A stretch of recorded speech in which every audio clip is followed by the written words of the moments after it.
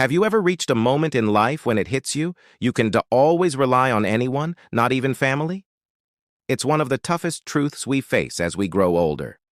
The emotional and practical support we once assumed would always be there begins to change, shrink, or even disappear. Kids get busy with their own lives. Siblings deal with their own health struggles. Friends move away, fall ill, or pass on. And suddenly, you're left asking yourself, who's really here for me?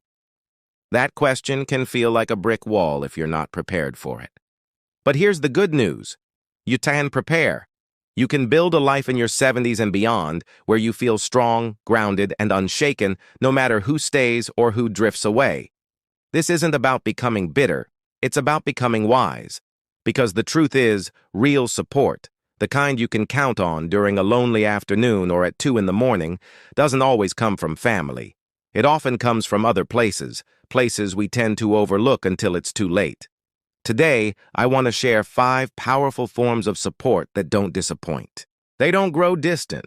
They don't leave you feeling like a burden, and they give you a deep sense of security and peace. These are the quiet, often invisible backbones of a truly independent and peaceful life after 70. Let's dive in. Number 1. Physical mobility. In your 70s, the ability to move freely and independently isn't just about walking. It's about freedom. It's about dignity. And honestly, it is one of the most valuable kinds of support you can have that doesn't depend on anyone else. Being physically mobile means you can get out of bed on your own. You can cook yourself a warm meal, reach into the cupboard for the good dishes, or walk outside to feel the morning air without having to wait for someone to help you. That's control over your life. That's emotional confidence. Now, staying mobile doesn't mean running marathons or doing gymnastics. It means keeping your joints healthy, your muscles strong, and your balance steady. Small habits, like stretching when you wake up, taking a 15-minute walk, or using light resistance bands, can keep you moving for years longer than you expect. I met Harold, a 78-year-old man in Florida who walks laps around the park every morning with a cane, rain or shine. When I asked why he's so dedicated, he said, "The moment I stop walking is the moment I start waiting for someone to help me. I don't want to wait. I want to live." His mobility isn't perfect, but it's his. And because of it, he still drives, still visits friends, and still walks up the steps to his porch with pride. When you take care of your body, it gives you back your independence. Family may not always be able to take you to the store or help you after a fall, but if your legs are strong, your core is stable, and your balance is steady, you can keep living life on your own terms. Start small. Stretch while your coffee brews. Walk 1 extra hallway length. Every small action builds a foundation you can rely on, one that will walk beside you every step of the way. Number 2. Financial simplicity. By the time you reach your 70s, peace of mind isn't about how much money you have. It's about knowing what you need, what you can manage, and how to live without fear of running out. Complicated finances are emotional weight. Multiple accounts, countless subscriptions, too many credit cards. It's stressful and exhausting. And no matter how much your family loves you, they can't erase that kind of stress for you. Simplifying your finances isn't about giving up control, it's about taking it back. Living within your means, clearing away the clutter, and making things easy to track gives you freedom. It's like cleaning out a messy closet. You suddenly feel lighter and calmer. My neighbor Lorraine, a 74-year-old widow, did exactly that. She downsized her home, canceled unused subscriptions, kept only 1 credit card, and wrote down all her income and expenses in a notebook. She told me, "I used to dread checking the mail. Now I open it with a clear head and a calm heart." When your finances are simple, you need less help. You don't have to call your children for every bill or worry about fine print. You can handle it yourself. So cancel what you don't use. Combine what you can. Write it down until it's so simple you could explain it over coffee. Because true peace isn't in the numbers, it's in the knowing. Number 3, a consistent health routine. Your strongest support at 70 and beyond isn't your doctor, your kids, or your neighbors. It's your daily health routine. I'm not talking about expensive health fads. I'm talking about small, consistent actions you do every single day. Walking, stretching, drinking water, taking your medication, and eating nourishing foods. A routine puts you in control instead of waiting for a health scare to force you into action. It gives your mind and body a sense of stability, and it actually reduces anxiety because you're not constantly deciding, should I do this today? You just do it. Frank, an 81-year-old retired electrician, is a perfect example.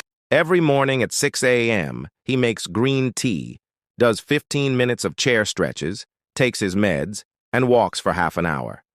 Rain or shine. He says, "It's not about exercise. It's about telling myself I still matter." When you stick to a health routine, you need less outside help. You're less likely to forget your pills, more likely to stay steady on your feet, and more likely to feel in control of your life. If you've let your routine slide, start small. One habit, one action, every day.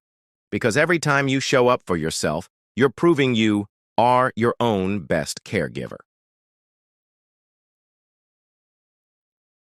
Number 4, emotional resilience. If there's one thing that becomes more valuable with age, it's emotional strength. Life in your later years often includes loss. A spouse passing, children moving away, health changes. Emotional resilience doesn't mean you never feel sad. It means you feel deeply but don't let sorrow drown you. Eileen, 77, lost her husband 5 years ago. Every night she lights a candle, not for religious reasons, but as a reminder she's still here. Some nights she cries, other nights she laughs, but every night she tells herself, "You made it through today." Resilience is what allows you to face loneliness, grief, or disappointment without losing yourself. It keeps you steady when people let you down, and it teaches you that you are capable of handling pain without relying on others to carry it for you. You can build emotional resilience by talking to yourself kindly, acknowledging your feelings, keeping grounding rituals, and remembering you've survived every hard day so far. That's not luck. That's strength. Number 5, a personal code of values. When everything around you changes, people, circumstances, even your own abilities, a personal code becomes your compass. Too many people spend their lives living by other people's expectations. But when you have your own values, you stop needing approval. You stop chasing validation. You live according to your truth. Howard, in his 80s, lives by 5 rules. I speak the truth. I don't waste food. I always return what I borrow. I forgive fast. I sleep with a clear conscience. That's it. And because he lives by them, he carries himself with quiet dignity every day. Your values make your decisions easier. They give you stability when life throws you challenges. And most importantly, they are yours. No one else has to agree with them. When you can look in the mirror at 75 or 85 and say, "I lived according to what I believe," that's real success. Final thoughts. As we get older, we learn that not all the support we counted on will stay. But that doesn't mean we're left with nothing. In fact, the strongest supports often come from within, from habits, beliefs, and routines we build ourselves. So, take a moment today and ask yourself, which of these supports do I already have, and which one will I start building right now? Because aging well isn't just about living longer, it's about living stronger, on your own terms.